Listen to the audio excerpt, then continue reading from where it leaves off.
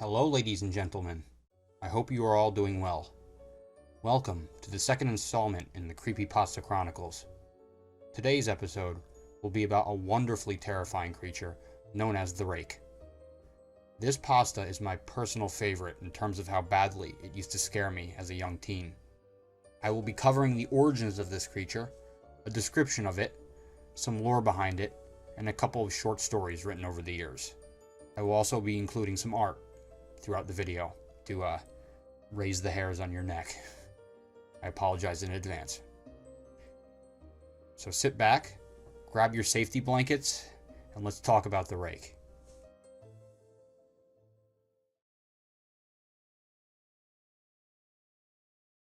The Rake came into existence on 4chan's B board, also known as Random board, in late 2005. This makes the creature even older than Slender Man. An anonymous user rallied others in a thread with the post, "Hey, B, let's make a new monster." Soon after, many different ideas were spread around, with all efforts eventually culminating in the creation of the Rake. One of the earliest appearances of the Rake in written fiction was in a short story posted to the personal blog of Something Awful user Brian Somerville in June of 2006. I'm sure some of you remember Something Awful from the previous video we did on Slender Man. Anyway, the spread of the Rake as a proper copypasta began as early as 2008 on LiveJournal, and by April of 2009, the creature was showing up on 4chan's X board, or Paranormal board, and Something Awful threads. This would all lead up to the Rake gaining its own entries on fictional horror databases such as Creepypasta.com, the Creepypasta Wiki, and Creepypasta Index. Similar to Slender Man, in current day, the Rake has a massive online mythos with stories, discussions, artwork, video games, and yet another official film stretching across popular culture.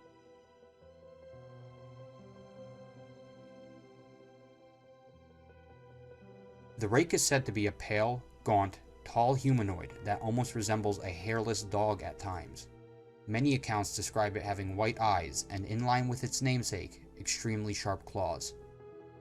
Though a mysterious entity, accounts show the Rake to be quite cruel and evil in nature.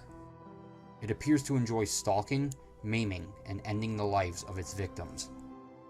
Despite this animosity, many say the creature will only target those who have personally encountered it, otherwise keeping to itself.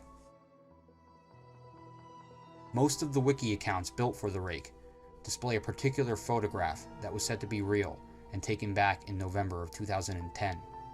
For a good while, it received legitimate media attention and gained widespread notoriety.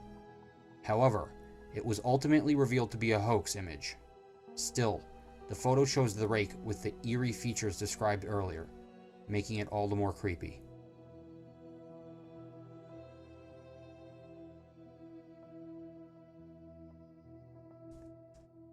The Rake's existence is unclear.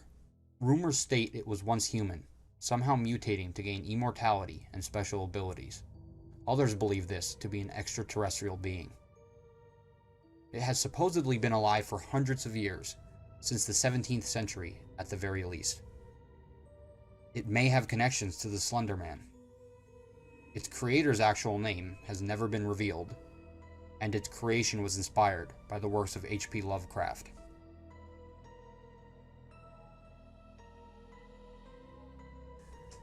In the summer of 2003, a series of events involving an unidentified humanoid gained local media attention before an alleged information blackout. Since the blackout, nearly all info related to these events has been lost or destroyed. What is still known is that the setting of these events was primarily in rural New York State. Multiple witnesses were involved and have told stories of encounters with the aforementioned humanoid. Almost all of these encounters were said to be highly traumatic in nature. Unfortunately, almost no written or recorded pieces of information exist regarding these witness accounts. We can only assume this was all related to the Rake.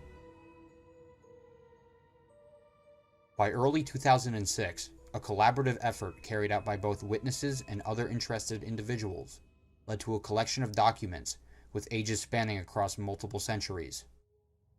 These are all believed to describe encounters with the Rake. Now, we shall take a dive into some of these documents, courtesy of the Creepypasta Wiki. A Suicide Note, 1964. As I prepare to take my life, I feel it necessary to assuage any guilt or pain I have introduced through this act. It is not the fault of anyone other than him. For once I awoke and felt his presence, and once I awoke and saw his form. Once again I awoke and heard his voice, and looked into his eyes. I cannot sleep without fear of what I might next awake to experience. I cannot ever wake. Goodbye. This note was found in the same wooden box where 2 empty envelopes addressed to William and Rose, and 1 loose personal letter with no envelope. Dearest Lenny, I have prayed for you. He spoke your name. A journal entry, translated from Spanish, 1880.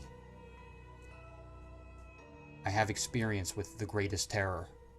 I have experienced the greatest terror. I have experienced the greatest terror. I see him. I see his eyes when I close mine. They are hollow, black. They saw me and pierced me. His wet hand. I will not sleep. His voice. Unintelligible text. A Mariner's Log, 1691. He came to me in my sleep. From the foot of my bed, I felt a sensation. He took everything. We must return to England. We shall not return here again at the request of the Rake. From a Witness, 2006. 3 years ago, I had just returned from a trip from Niagara Falls with my family for the 4th of July. We were all very exhausted after a long day of driving, so my husband and I put the kids right to bed and called it a night. At about 4 a.m., I woke up thinking my husband had gotten up to use the restroom. I used the moment to steal back the sheets, only to wake him in the process. I apologized and told him I thought he had gotten out of bed. When he turned to face me, he gasped and pulled his feet up from the end of the bed so quickly his knee almost knocked me out of the bed. He then grabbed me and said nothing. After adjusting to the dark for half a second, I was able to see what had caused the strange reaction. At the foot of the bed, sitting and facing away from us, there was what appeared to be a naked man or a large hairless dog of some sort. Its body position was disturbing and unnatural, as if it had been hit by a car or something. For some reason, I was not instantly frightened by it, but more concerned as to its condition. At this point, I was somewhat under the assumption we were supposed to help him. My husband was peering over his arm and knee, tucked into the fetal position, occasionally glancing at me before returning to the creature. In a flurry of motion, the creature scrambled around the side of the bed, and then crawled quickly into a flailing sort of motion right along the bed, until it was less than a foot from my husband's face. The creature was completely silent for about 30 seconds, or probably closer to 5. It just seemed like a while, just looking at my husband. The creature then placed its hand on his knee and ran into the hallway, leading to the kids' rooms. I screamed and ran for the light switch, planning to stop him before he hurt my children. When I got to the hallway, the light from the bedroom was enough to see it crouching and hunched over about 20 feet away. He turned around and looked directly at me, covered in blood. I flipped the switch on the wall and saw my daughter, Clara. The creature ran down the stairs while my husband and I rushed to help our daughter. She was very badly injured and spoke only once more in her short life. She said, "He is the Rake."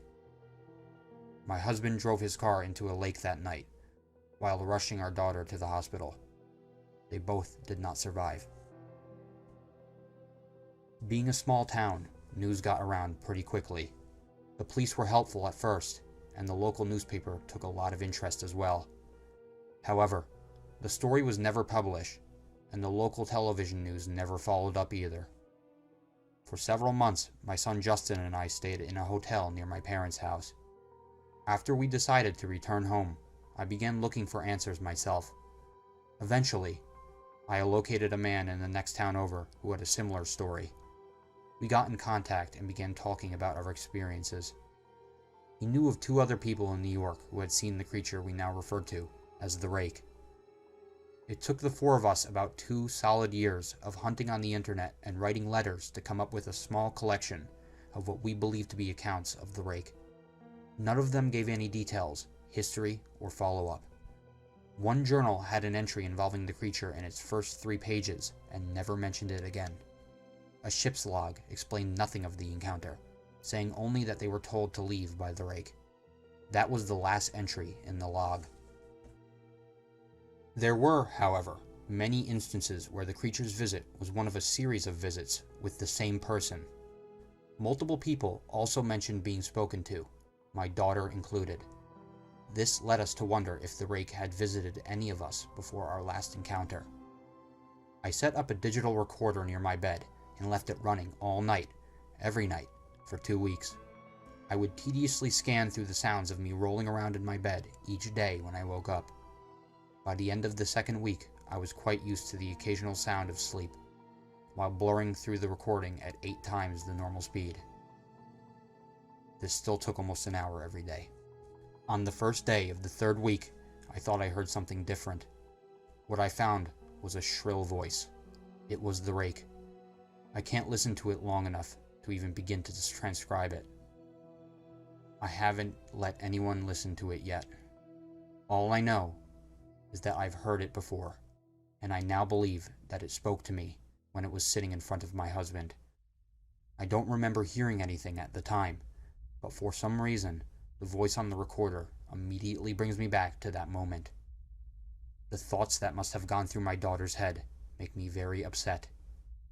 I have not seen the Rake since he ruined my life, but I know that he has been in my room while I slept. I know and fear that one night I'll wake up to see him staring at me.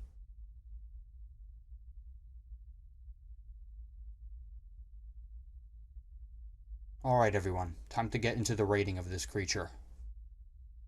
I have chosen to give the Rake a perfect horror rating, as it is the creepypasta that terrified me the most as a young teen. I have absolutely no shame at all in admitting I genuinely believed that hoax image when it first came out. And after reading into the creature online and seeing some particularly disturbing art, I had trouble sleeping whenever I thought about any of it. And this lasted a long time. The Rake has my salute. Honestly, 5 out of 5 would be terrified again. As for realism, I have decided to give it 4 stars. The creature definitely has a more realistic appeal to it than Slender Man, aside from the whole immortality thing. I could actually see something like this existing in some sick and twisted alternate timeline. Or maybe even our own. For mystery, I gave a slightly lower rank than Slender Man, at 3.5 stars. There isn't much mystery here at all, other than the origins of the Rake. We certainly don't have Sherlock Holmes level of stuff going on here. Pretty standard evil creature horror. And finally, I've given the Rake and Slender Man the same depth rating. The Rake film was just as controversial as the Slender Man film. Both have lukewarm ratings online. So in fairness, I chose to give the Rake the same rating of 4.5 stars for this reason. Just like Slender Man, however, there is a metric ton of content concerning the Rake worth exploring online, and I do encourage all of you, if you do like horror a lot, to go and check that out, because it is absolutely, amazingly terrifying. That is a solid B, and the Rake definitely deserves it. For sure. 100% my favorite creepypasta out there. Alright, my viewers. That concludes our look into the Rake. I hope you enjoyed this episode of the Creepypasta Chronicles. Hopefully you're not as utterly terrified of the Rake as I was when I was younger. Just remember, the creature is fictional. It was made up for fun on an old internet forum. There's nothing genuinely to fear here. But the horror factor is still there and is still enjoyable in my opinion. If you are enjoying this series, be sure to like, comment, and subscribe. Check out my channel for the full Creepypasta playlist, which is going to be 2 videos long at this point, along with some other content. Stay tuned and stay cool.